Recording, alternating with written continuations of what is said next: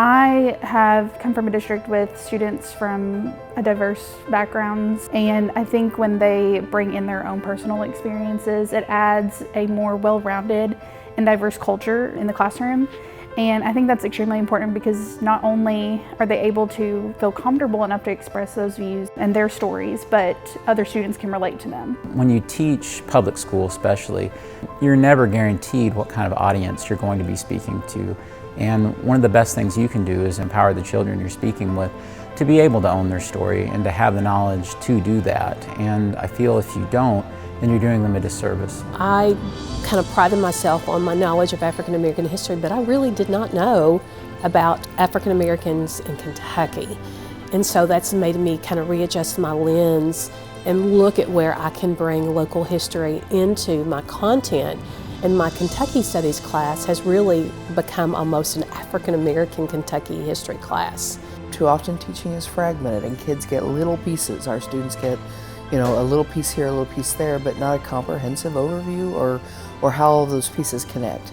Project-based learning, primary sources, Black history, Kentucky history, literature, writing, and it puts it all in one space so that we can connect those dots together. And I really feel like this project is going to do that for us as teachers. I do a lot of work for one lesson, and I feel like I'm spewing and seeds of knowledge and pearls are coming out of my mouth, and maybe out of 30 kids, maybe 29 of them are just watching the pearls fall to the ground and they're just going there unheeded. But if one child picks up the pearl of wisdom or anything that I said and they go forth with it, then that will bring forth more.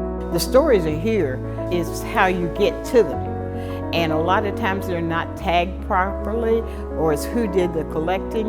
You teach what you know, and if you don't know it, you don't tell it. I think education is paramount. I think that we need to not only study current events, but also study the past. As a historian, I think many of us historians and social scientists realize that we've been here before. And this is nothing new under the sun, and that if we understand our past, we understand where we're going. And so I see the class that I teach with African American history as an opportunity for students to really understand where they come from and who they are. They love it because they were interested in the content. And so it's opening a lot of doors for students.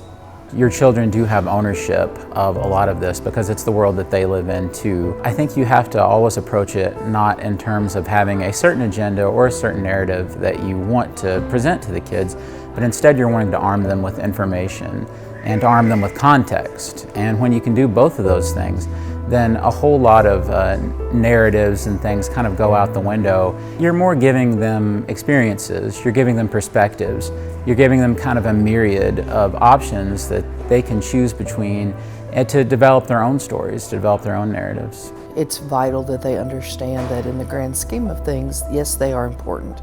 They're vital, their story, their voice is vital, but it's part of a chorus of a whole, that we all bring something to the table and that we can learn from other people outside of our current worldview or county view or city view.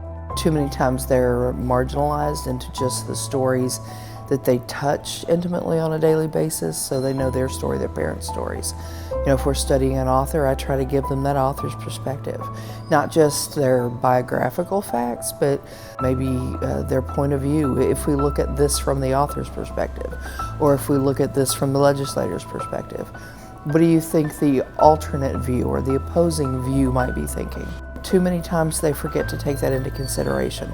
Like, what you have to say is not important, but it is. And not just because I want to think about my next comeback, but because I truly and genuinely need to understand your thinking process so that we can engage in problem solving. And I encourage kids to have these tough conversations at home, maybe learn more, because a lot of them mainly hear that one side in their home environment and may not know about other perspectives in the world. So I think that's important to create that environment. And I always tell parents at the beginning of the year that, some of the things that we are going to talk about are hard to deal with, hard to talk about, hard to bring up, but it is important that we learn them.